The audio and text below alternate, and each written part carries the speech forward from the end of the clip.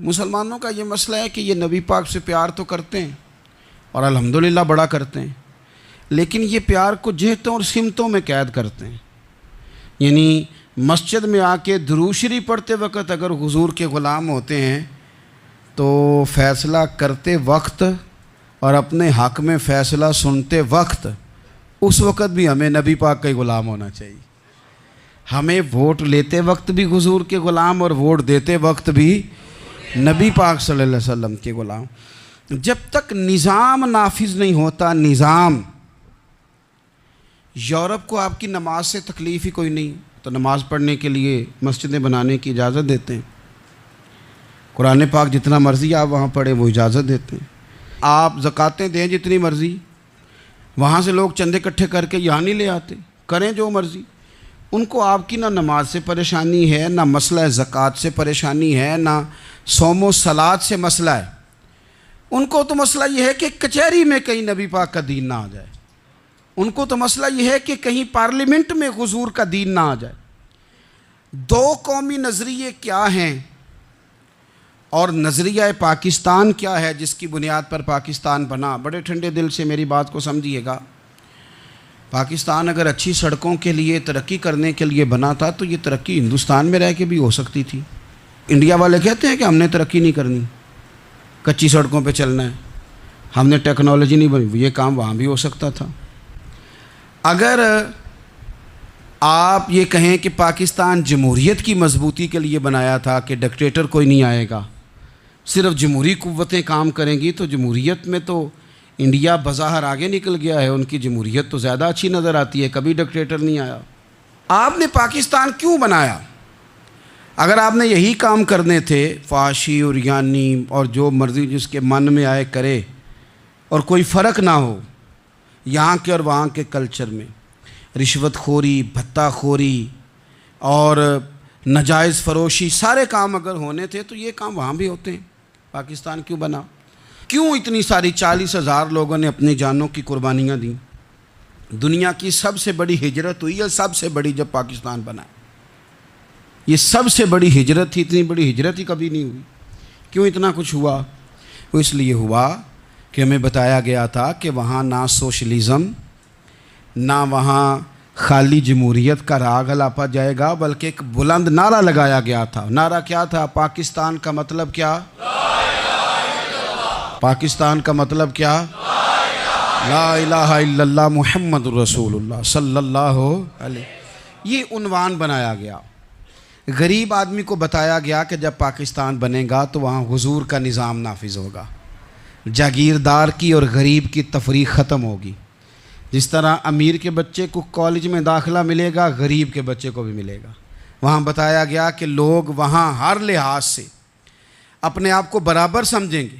وہاں وہی بات ہوگی جو جناب صدیق اکبر کرتے تھے، وہاں وہی جملے دہرائے جائیں گے جو حضرت عمر فرماتے تھے، وہاں اسی طرح غریب پر سخاوت کی جائے گی، اسے دیا جائے گا جس طرح حضرت عثمان غنی کرتے تھے، وہاں اسی طرح فقر کا دور دورہ ہوگا، سادگی کا حسن ہوگا، اپنائیت کا نور ہوگا جو مولا علی شیر خدا نے عطا فرمایا تھا۔ اس سوچ کی بنیاد پر پاکستان بنایا گیا، اس سوچ کی بنیاد پر، اور اسی سوچ کو آگے لے کر کے جایا گیا۔ کوئی سیاسی پارٹی اب یہ بات نہیں کرتی۔ دو قومی نظریے کا معنی یہ تھا کہ ہندو الگ قوم ہے، مسلمان ایک الگ قوم ہے، ان کا رہنا سہنا، اٹھنا بیٹھنا، کھانا پینا الگ ہے، ہمارا اٹھنا بیٹھنا، کھانا پینا، سارے معاملات الگ ہیں، تہذیب و تمدن الگ ہے، لہذا ہمیں الگ سے خطہ چاہیے جہاں ہم اسلامی نظریات کے مطابق آزاد ہو کے اپنا وقت گزار سکیں۔ اس دو قومی نظریے کی بنیاد پر، پہلے تو علامہ اقبال اس کے قائل نہیں تھے۔ علامہ اقبال کا پہلے خیال یہ تھا کہ سارے جہاں سے اچھا ہندوستان ہمارا، یہ اقبال نے لکھا تھا۔ پھر اقبال کہتے ہیں میری سوچ بدلی، اور پھر میں نے کہا کہ نہیں، خطوں کے زور پہ نہیں، آپ رنگ نسل کے زور پہ نہیں، بلکہ کہنے لگے کہ اپنی ملت پر قیاس اقوام مغرب سے نہ کر، خاص ہے ترکیب میں قوم رسول ہاشمی۔ آپ جو تقسیم کریں گے، یہ جو تقسیم ہوئی ہے نا عرب کی، یہ مذہب کی بنیاد پہ نہیں ہوئی، یہ تو ان کی ذاتی لڑائیاں تھیں، چھوٹا سا دبئی بن گیا، چھوٹا سا مسقط، چھوٹا سا ابو ظبی، یہ تو ان کی ذاتی لڑائیاں تھیں، قبیلوں کی لڑائیاں تھیں، جنگیں تھیں، چھوٹے چھوٹے ملک الگ سے تقسیم ہو گئے۔ یہ مذہب کی بنیاد پہ ایسا نہیں ہوا۔ دنیا میں جتنی ریاستیں ٹوٹ کر بڑی ریاستوں سے الگ ہوئیں تو اس میں یہ تھا کہ ہماری قوم الگ ہے، ہم سردار علیحدہ سے ہیں، اس لیے ہم علیحدگی پسند ہیں۔ دنیا کے اندر دو ہی وطن ہیں جو دین کے نام پہ بنے، دو ہی اسٹیٹ ہیں جو اسلام کے نام پر وجود میں آئیں، پہلی مدینہ منورہ ہے اور دوسری پاکستان ہے۔ خالص مذہب کے نام پر یہ دو ریاستیں وجود میں ہیں، ایک مدینہ طیبہ اور دوسرا پاکستان۔ پاکستان کا مطلب کیا؟ لا الہ الا اللہ محمد رسول اللہ صلی اللہ علیہ وسلم۔ اس بنیاد پر اس وطن کو، خطے کو حاصل کیا گیا، یہی نعرہ لگایا گیا۔ اولیاء کرام، صوفیاء اعظام، علماء مختلف علاقوں سے آئے جنہوں نے آ کے بر صغیر پاک و ہند میں اسلام کو پھیلایا۔ حضرت شاہ عبداللطیف بھٹائی ہیں، حضرت سچل سرمست ہیں، حضرت داتا گنج بخش علی حجویری ہیں، حضرت خواجہ معین الدین چشتی اجمیری ہیں، بابا فرید الدین گنج شکر ہیں، سید بلبل شاہ بخاری ہیں، حضرت امیر کبیر ہمدانی علیہ رحمہ ہیں، اور حضرت لال شہباز قلندر ہیں۔ یہ وہ لوگ تھے جنہوں نے اسلام کی دعوت دی، اپنے کردار سے، عمل سے، طرز زندگی سے لوگوں کو اسلام کے قریب کیا۔ اور حضرت خواجہ معین الدین چشتی اجمیری علیہ رحمہ نے 90 لاکھ کافروں کو کلمہ توحید پڑھایا۔ حضرت داتا گنج بخش علی حجویری علیہ رحمہ نے پنجاب کے قبائل کو اسلام کی طرف بلایا۔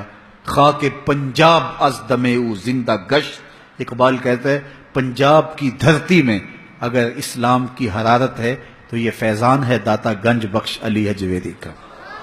اسی طرح جو اجودن کے اندر جو اب پاک پتن شریف کہلاتا ہے، حضرت بابا فرید الدین گنج شکر علیہ رحمہ نے جو ہے وہ پیغام دین پھیلایا، اور وہاں ان قبائل کا ذکر لکھا ہوا ہے جن قبائل کو انہوں نے اسلام کی طرف بلایا۔ اس طرح کشمیر کے علاقے کے اندر جن بزرگوں کا میں نے ذکر کیا، انہوں نے وہاں اسلام کی دعوت دی اور لوگوں کو دین کی طرف بلایا۔ حضرت شاہ عبداللطیف بھٹائی علیہ رحمہ نے اور سچل سرمست نے سندھ کی دھرتی کو اسلام کے نور سے آباد کیا۔ تو یہ اسلام پھیلا۔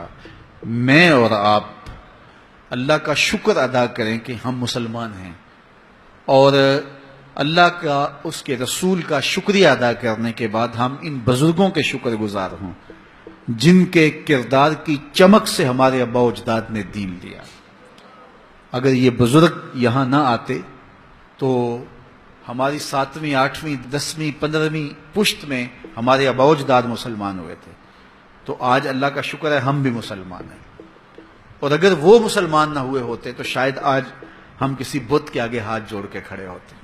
تو آج اللہ کا شکر ہے کہ ہمارے اندر پاکیزگی ہے، ہمارے اندر طہارت ہے، تو یہ فیضان ہے ان بزرگان دین کا جنہوں نے ہمارے آباء و اجداد کے قلوب کی تطہیر کی، ان کے دماغ کو پاکیزگی دی، ان کے خیالوں کو طہارت بخش، اور ان کی پیشانیاں بتوں کے چرنوں سے اٹھا کے ایک مالک کی دہلیز پہ رکھی۔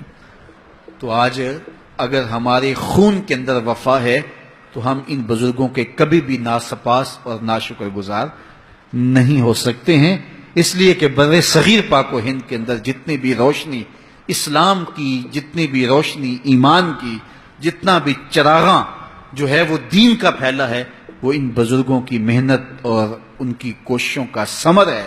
اس طرح ان لوگوں نے اسلام کا یہاں نور پہنچایا، اور پھر جو ہے وہ بر صغیر کے اندر آج اللہ کا شکر ہے کہ ایک آزاد خطے پاکستان کی صورت کے اندر آج ہم ایک نظریاتی ملک کی صورت کے اندر جو ہے وہ موجود ہیں۔ قائد اعظم علیہ رحمہ نے وہاں 8 اگست 1944 کے اندر خطاب کرتے ہوئے کہا کہ پاکستان آج نہیں، پاکستان تو اس وقت ہی بن گیا تھا جب پہلے شخص نے یہاں اسلام قبول کیا۔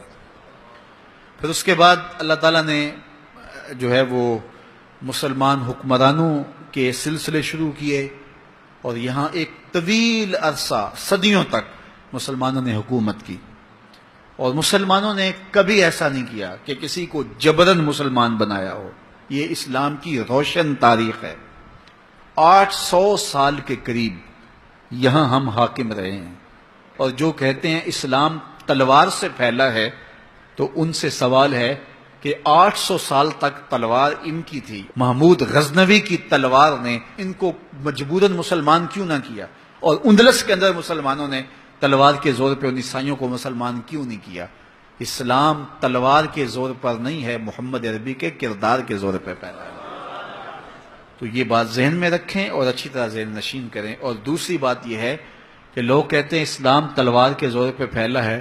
میں پوچھتا ہوں، جب تلوار ابو جہل کے ہاتھ میں تھی، ابو لہب کے ہاتھ میں تھی، عتبہ اور عتیبہ کے ہاتھ میں تھی، اور حضرت بلال چکی پیستے تھے اور مار بھی کھاتے تھے، اور اسلام اس وقت پھیل رہا تھا، تلوار تو کفار کے ہاتھ میں تھی، تو اسلام کیسے پھیل رہا تھا؟